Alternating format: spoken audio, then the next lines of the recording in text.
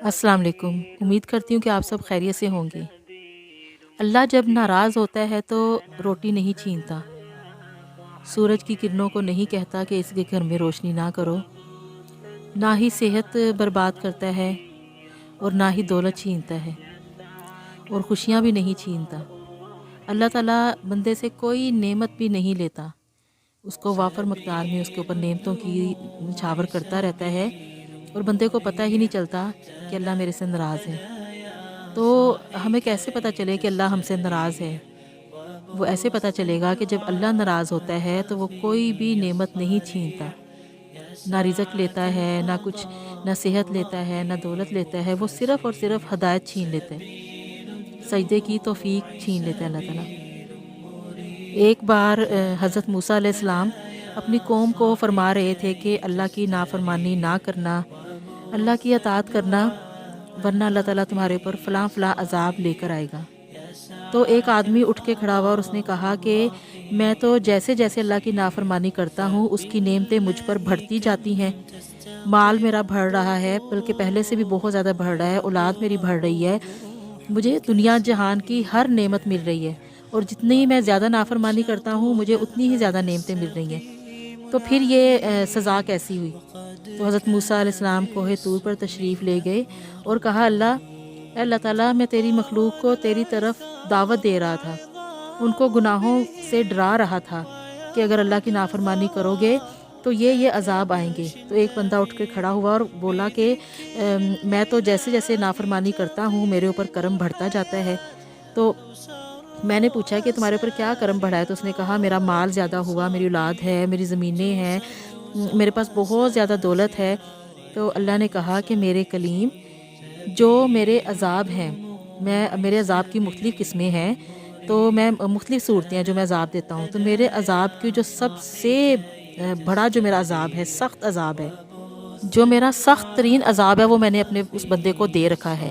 تو موسیٰ نے عرض کی کہ اے رب کریم، آپ کا سب سے سخت ترین عذاب کیا ہے؟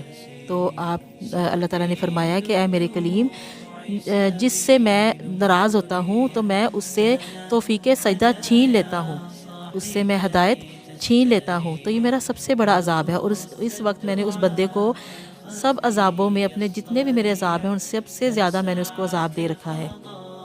کوئی اپنے آئی فون پہ خوش نہ ہو، کوئی برانڈ کے کپڑے پہن کر خوش نہ ہو، مہنگی مہنگی گاڑیاں، بڑے بڑے بنگلوں پر خوش نہ ہو، اگر اس کو توفیق سجدہ نہیں ہے تو وہ کسی کام کی نہیں ہے۔ تو اگر یہ سب نعمتوں کے ساتھ ساتھ اللہ تعالیٰ سجدے کی توفیق دے دے، ہدایت دے دے، تو پھر یہ اللہ کا کرم ہے۔ اللہ تعالیٰ کی نافرمانی سے بچنے کے لیے یہی ضروری ہے کہ اللہ تعالیٰ نے جن جن کاموں کا حکم دیا ہے اس کو کریں، اس کی اطاعت کریں، فرما برداری کریں، اور جن سے اللہ تعالیٰ نے روک دیا ان سے رک جائیں، حرام سے رک جائیں، حلال کام کریں۔ تو یہ ہمیں ہمارا جو پورے کا پورا وجود ہے، ہماری ساری کی ساری جو جسم کی، اگر ہم جتنی بھی عبادت کرتے رہیں تو وہ ہماری سوائے ٹکروں کے کچھ بھی نہیں ہوگا اگر ہم دل سے اللہ تعالیٰ کی دل سے فرما برداری نہیں کریں گے۔ اگر ہمارا جسم، ہمارا بدن، ہماری روح نافرمانی میں، اللہ تعالیٰ کی نافرمانی میں لتھڑی ہوئی ہے تو ایسی باتوں کا سوائے مشقت کے کوئی فائدہ نہیں ہے۔ تو انسان کو ہمیشہ ایسا ہونا چاہیے کہ وہ اللہ تعالیٰ کی اطاعت اور فرما برداری میں اس کا روح اس میں ڈوبا ہو۔ تو جیسے اللہ تعالیٰ کی اطاعت ایسی ہونی چاہیے کہ جیسے وہ ایک واقعہ ہے کہ جب محمود و ایاز میں، تو ایاز کو اس کو اپنے محمود جو بادشاہ تھا اس سے بہت پیار کرتا تھا، ایاز سے، تو اس نے اپنے ایک کڑوا پھل آیا، ایک کڑوا خربوزہ آیا، تو اس نے سارے جو درباری تھے ان سب کو دیا، تو سب نے اس کو کھانے سے انکار کیا، بس ایک ایک بائٹ لی اور کہا کہ یہ تو بہت کڑوا ہے، اور نہیں کھایا۔ تو جب ایاز کو دیا تو ایاز بڑے مزے سے کھا رہا تھا، تو محمود نے کہا کہ کیا تمہیں یہ کڑوا نہیں لگ رہا؟ تو اس نے کہا کہ جس ہاتھ سے میں نے اتنی میٹھی نعمتیں کھائی ہوں، آج اگر اس ہاتھ سے مجھے ایک تھوڑی سی کڑوی نعمت مل گئی تو میں کیسے شکوہ کروں؟ تو اللہ تعالیٰ نے جب ہمیں اتنی نعمتیں دی ہوتی ہیں، جب ہم اللہ تعالیٰ کی اتنی نعمتیں کھا رہے ہوتے ہیں، تو اگر ہمیں کبھی کوئی ہمارے ساتھ کوئی آزمائش آ جائے، کوئی نعمت ہمیں نہ مل رہی ہو، تو ہم سارے کیے کرائے پر پانی نہ پھیریں۔ تو ہم اگر 10 نعمتیں ملی ہیں اور ایک 11ویں نعمت نہیں ملی تو ان 10 نعمتوں کا شکر ادا کریں، اور کوئی بات نہیں، وہ 11ویں جو نہیں ملی اس میں تو اللہ کی بہتری ہوگی، अल्लाह ताला वही हमें देता है जो हमारे लिए बेहतर होता है। तो हमारे नफ्स को जो चीज़ भारी लगे, कड़वी लगे, हमने उसी को कबूल करना है। अब देखें ना, सर्दी में ठंडे पानी से, गर्म बिस्तर से निकल कर ठंड में जाकर वज़ू करके फिर नमाज़ पढ़ना, मस्जिद में जाना, तो ये अपने नफ्स के लिए बड़ा कड़वा लगता है। ये उसी कड़वे खरबूजे की तरह लगता है, लेकिन इंसान ने इसको करना है। इसलिए कि अल्लाह ताला ने जब नेमतें दी हैं तो उनका शुक्र अदा करने के लिए अल्लाह ताला की अताअत बहुत ज़रूरी है। तो इसी तरह जब गर्मियाँ हों, गर्मियों में शदीद सख्त गर्मी में भूख प्यास बर्दाश्त करके रोज़े रखना, ये अल्लाह ताला की अताअत है। तो अपने नफ्स पर छुरी फेर कर मालिक की अताअत करना, मालिक की रज़ा में अपने आप को गुम कर देना, तो इस मुख्तसर ज़िंदगी को अल्लाह की अताअत में गुजार देना। बुज़ुर्ग कहते हैं कि ये ना हो कि किसी को पूछना पड़े कि तुम कौन हो। तुम्हारा जो हुलिया है, तुम्हारा अंदाज़, तुम्हारी वज़ाकत है ऐसी होनी चाहिए कि तुम दूर से आ रहे हो तो पता चले कि ये मोहम्मद अरबी का ग़ुलाम आ रहा है। तुम्हारी शक्ल से, तुम्हारे किरदार से, तुम्हारे वादे से तुम पहचाने जाओ कि तुम मुसलमान हो। तुम्हें खुद ना किसी को बताना पड़े कि मैं मुसलमान हूँ, या किसी को पूछना ना पड़े आपसे कि आप कौन हो, आप मुस्लिम हो या गैर मुस्लिम हो। आपकी वज़ाकता, आपके अंदाज़, आपका इखलाक, आपकी रवैया, आपका किरदार ऐसा होना चाहिए कि लोग आपसे मिलें और उनको पता चले कि आप मुसलमान हैं। याद रखें, जो खुदा फरामोश होते हैं वो खुद फरामोश हो जाते हैं। वो अल्लाह ताला को नहीं, वो अपने आप को फरामोश कर देते हैं। तो अल्लाह ताला का सख्त तरीन जो अज़ाब है वो ये है कि हदायत का छीन जाना। ये अल्लाह ताला का सख्त तरीन अज़ाब है। तो कोई बिल्कुल भी ये खुश ना हो कि मैं नमाज नहीं पढ़ता या मैं सजदा नहीं करता, वो डरे इस बात से कि अल्लाह उसको तौफीक ही नहीं दे रहा। कहते हैं कि यहाँ आया नहीं जाता, यहाँ बुलाया जाता है।